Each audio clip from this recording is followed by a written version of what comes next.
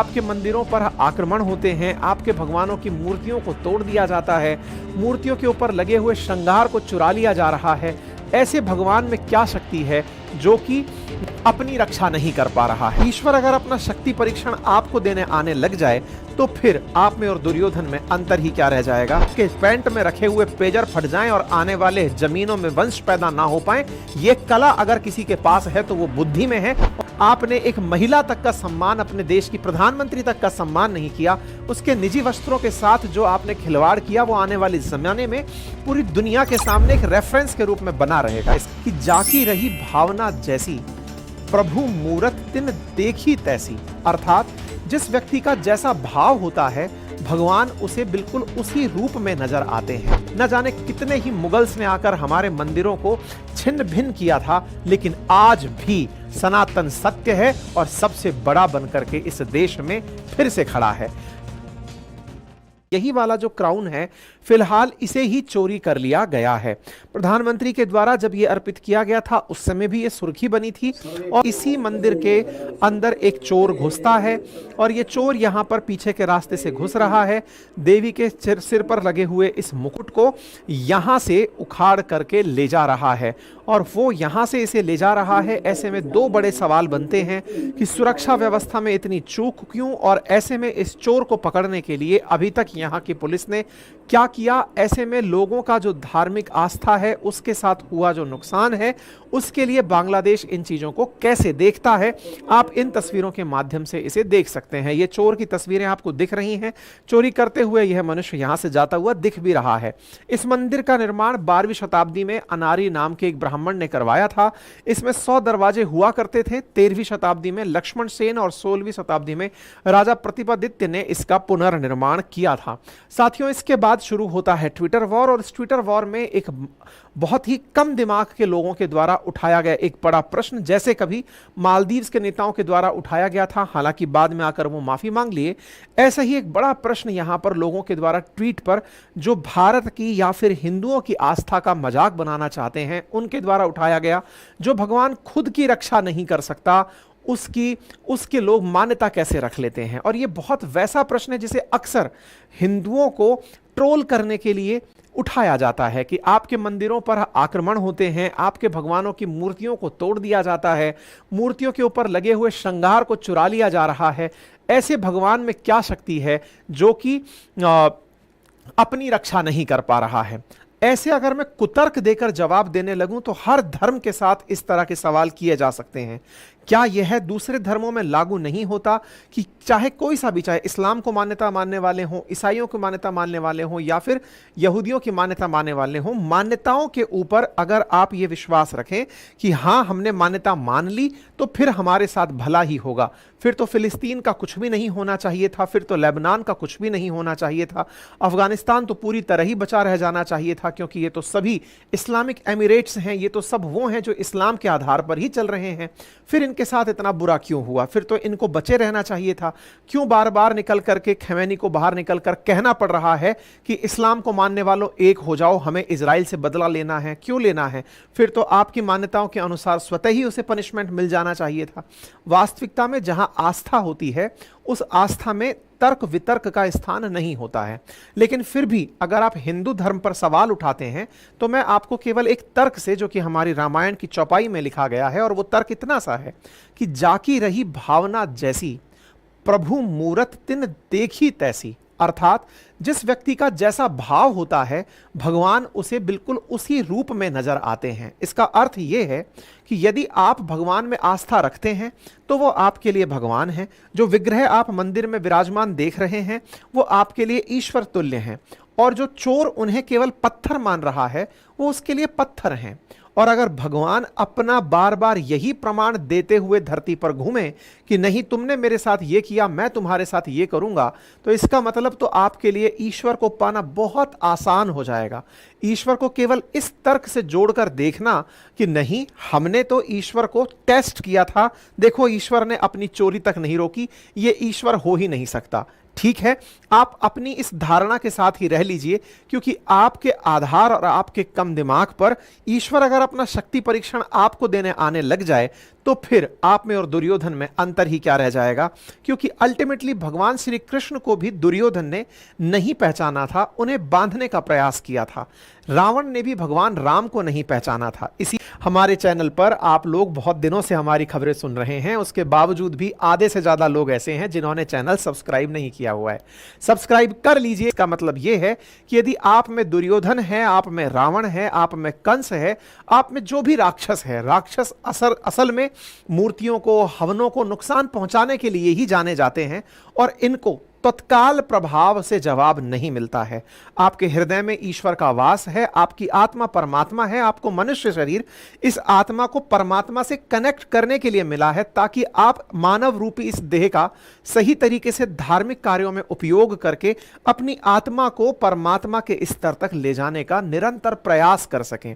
आपके द्वारा इस टेस्टिंग मॉडल पर, यानी ये तो वो वाली बात हुई कि आप अपने किसी मित्र से दोस्ती रखते हैं और बार बार उसकी मित्रता को परखते हैं, और एक दिन आपका मित्र किसी चीज के लिए मना कर दे और आप कहें कि नहीं, तू तो मेरा मित्र हो ही नहीं सकता, इसका मतलब आप मित्रता के योग्य नहीं थे। ऐसे ही ईश्वर में आस्था के योग्य हैं अथवा नहीं, यह आपकी इस बात पर निर्भर करता है कि आपके मन में ईश्वर को लेकर कैसे प्रश्न हैं। और अगर आपके मन में ईश्वर को उनके एग्जिस्टेंस पर ही प्रश्न बने हुए हैं तो सही मायने में आप एथीस्ट रह लें, वो बेहतर होगा। क्योंकि आस्था से ऊपर उठ करके आपका ईश्वर में विश्वास अगर है तो ही आपके लिए ईश्वर है, अदरवाइज तो फिर वो केवल एक मूर्ति है और उस मूर्ति को आप मनोरंजन के लिए, दर्शन के लिए यूज में ले सकते हैं। ठीक है, मैं हर धर्म के अंदर इस तरह की मान्यताओं पर प्रश्न उठा सकता हूं, लेकिन मुझे यह यकीन है कि एक भारत जैसे सेक्युलर राष्ट्र में, जहां हर व्यक्ति को अपने धर्म को मानने का स्वतंत्र स्वच्छंद दिल से अधिकार है, ऐसे राष्ट्र में सभी की भावनाओं का सम्मान होना चाहिए और यही हम दुनिया से एक्सपेक्ट करते हैं। यही कारण है कि भारत ने बांग्लादेश में भी अपनी तरफ से इस बात को पूरी तरह से उठाया और अपनी तरफ से इस बात को रखा कि ये जो हुआ ये आस्थाओं को नुकसान पहुंचाने वाला है। आपको याद होगा कि शेख हसीना के आने पर यहां लगातार उन कम दिमाग लोगों के द्वारा, जिन्हें आप जाहिल कहें, आप जिन्हें अपराधी कहें, जिन्हें धर्म की भाषा में अधर्मी कहें, उन लोगों के द्वारा इस तरह के लगातार प्रयास किए जा रहे हैं कि वो अपने इस कुकृत्य से इस बात को जस्टिफाई करने का प्रयास कर रहे हैं कि देखिए, हमने आपकी धार्मिक आस्थाओं को नुकसान पहुंचा दिया। आप हमारी धार्मिक आस्थाओं को तो क्या ही नुकसान पहुंचाएंगे, जिस देश में, जिस देश को आजाद कराने वाले, जिस देश को बनाने वाले शेख मुजीबुर रहमान की कोई रेस्पेक्ट ना रही हो, उसकी मूर्तियों को तोड़ दिया गया हो, तो आप भगवान की तो क्या ही कद्र करेंगे। हिंदू तो वैसे भी आपके यहां माइनॉरिटी में हैं। जिस देश के अंदर, जिस देश के निर्माता, जिस देश के मतलब जो एक तरह से कहिए तो राष्ट्रपिता मुजीबुर रहमान की बेटी शेख हसीना के घर में घुसकर उनके निजी वस्त्रों को जो देश इस तरह से उठा करके दिखाता हो, उससे क्या कल्पना की जा सकती है, उससे और क्या बेहतरी की अपेक्षा की जा सकती है। आप निश्चित ही इस दुनिया में एकदम भ्रष्ट बुद्धि के हो चुके हैं। आपको मूर्ति क्या, आपको तो इंसान तक में भी फेथ नहीं रहा। आपने एक महिला तक का सम्मान, अपने देश की प्रधानमंत्री तक का सम्मान नहीं किया। उसके निजी वस्त्रों के साथ जो आपने खिलवाड़ किया वो आने वाले जमाने में पूरी दुनिया के सामने एक रेफरेंस के रूप में बना रहेगा। इसका मतलब यह है कि जो लोग इतने ज्यादा गिरे हुए हो सकते हैं, उनसे किसी की आस्था का, किसी के विश्वास का सम्मान करने की आप अपेक्षा नहीं कर सकते। लेकिन मैं आपको यह सब बातें इसलिए सुना रहा हूं ताकि आपका विश्वास दृढ़ बना रहे। किसी के द्वारा आपके विश्वास पर प्रश्न उठाने से आप ना हिले, इसलिए मैंने आपके सामने यह सेशन किया है।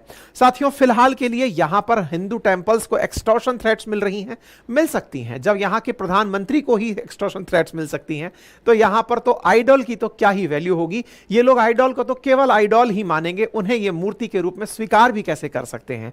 ये लोग इसी तरह से विश्वास रखेंगे कि हां, हम यहां पर लोगों को धमकाएंगे, लोगों को साथ में इस तरह से धमकाएंगे कि तुम लोग कैसे हमारे यहां पूजा कर सकते हो, हथियारों का प्रदर्शन कर सकते हो। खैर, तुम्हारे द्वारा इन मूर्तियों के साथ जो भी ट्रीटमेंट किया गया हो, हम उस जमाने के लोग हैं जब हमारे देश में मुगल आक्रांताओं का शासन हुआ करता था। औरंगजेब जैसों ने हमारे देश के अंदर न जाने कितने मंदिरों को तोड़ा था, न जाने कितने ही मुगल्स ने आकर हमारे मंदिरों को छिन्न भिन्न किया था। लेकिन आज भी सनातन सत्य है और सबसे बड़ा बनकर के इस देश में फिर से खड़ा है।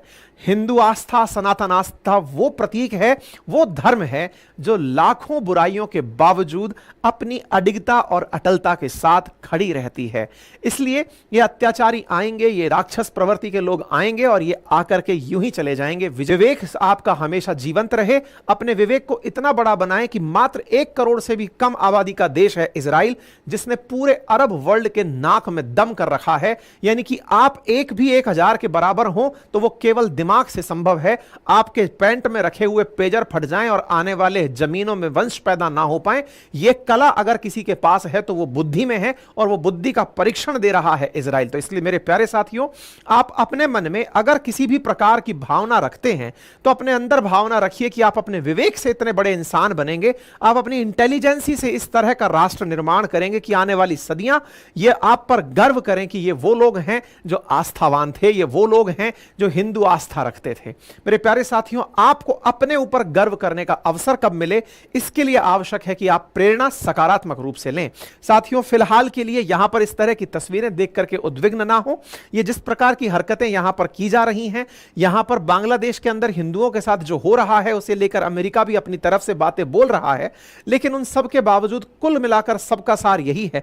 ये जो हरकत आप होती हुई देख रहे हैं, हिंदू पंडाल के अंदर एक व्यक्ति चाकूबाजी करके चला जाता है, ये सब बातें, देवी देवताओं की मूर्तियों को खंडित करना, पेट्रोल बम फेंकना, मंदिरों में जाकर के इस तरह के इस्लामिक गीत गाना, उन सब पर भारत अपनी चिंता व्यक्त करता है और अमेरिका से कहता है कि हां भाई, कहां चला गया तुम्हारा धार्मिक स्वतंत्रता, कहां गया तुम्हारा माथे पर किया गया चुंबन, जिसमें आपने इतना विश्वास दिखाया था एक नोबेल पुरस्कार विजेता पे कि भैया तुम ही दुनिया में लाओगे शांति। कहां गई तुम्हारे लिए फ्रीडम ऑफ रिलीजन, कहां गई तुम्हारी वो थॉट जिसे लेकर के तुम अपने आप को बहुत आगे मान रहे थे कि हां मोहम्मद यूनुस आएंगे तो यहां पर शांति और पूरी तरह से समानता का भाव आएगा। खैर, जिसकी करनी जैसी, उनको परिणाम भी वैसा ही मिलेगा। फिलहाल चैनल पर नए हैं तो सब्सक्राइब कर लें, अपने साथियों से जरूर साझा करें। वीडियो में इतने लोग प्रेजेंट थे, लाइक कुछ ही संख्या में है, तो इतना तो कष्ट कर ही सकते हैं।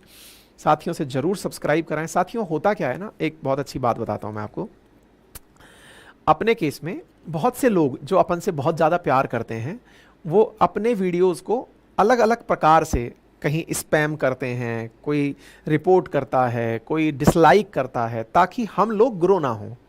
हम लोग ग्रो ना हो तो ये आपके समझ में आने वाली बात है कि कौन लोग ऐसे होते हैं जो ऐसा चाहते हैं, जिन्हें हमारी तरीके, हमारा जो विचार, हमारा तरीका ये पसंद नहीं आता। बहुत से लोग होते हैं, हर आदमी से हर आदमी खुश नहीं हो सकता। ऐसी स्थिति में ये आप अपनी नैतिक जिम्मेदारी बना लें, क्योंकि YouTube लाइक डिसलाइक देखता चलता है। तो आप में से जो लोग लाइक को भी समझते हैं कि नहीं, मैं एहसान करूंगा इस आदमी के ऊपर, ठीक है, एक दिन ये गतिविधियां स्वतः ही रुक जाएंगी ऑटोमेटिक। जब हमें भी इस चीज़ का प्रोत्साहन नहीं मिलेगा, मैं 2 घंटे नॉन स्टॉप आपके सामने रोजाना सुबह बोलता हूँ, 8 घंटे कंटेंट बनाने के लिए बैठता हूँ, टीम काम करती है, सब बनकर आता है, इतना पैसा, इतना इन्वेस्टमेंट लगता है, और उसके बाद आपसे अपेक्षा के लिए भी ये रिक्वेस्ट करनी पड़ती है कि यार सब्सक्राइब कर देना, यार लाइक कर देना, यार शेयर कर देना। तो अंदर से ऐसा लगता है कि मैं कह क्यों रहा हूँ, मतलब लिटरली स्पीकिंग। लेकिन ठीक है, हम में हो सकता है इस तरह का भाव आ गया हो कि नहीं साहब, हमसे कहोगे नहीं तब तक हमें याद नहीं रहता। लेकिन आप में इतनी इंसानियत है, ये मुझे ज्ञात है, बस उसे याद दिलाने के लिए मुझे कहना पड़ता है। और उसको इसलिए भी समझकर आप करें क्योंकि आपको ये पता हो कि कोई और आपके इस तरह के ना करने पर अपने तरीके से उस काम को वो दूसरी तरह में ले जा रहा है। क्योंकि दुनिया में आपको भी पता है कि खुश होने वाले लोग कितने होते हैं, ठीक।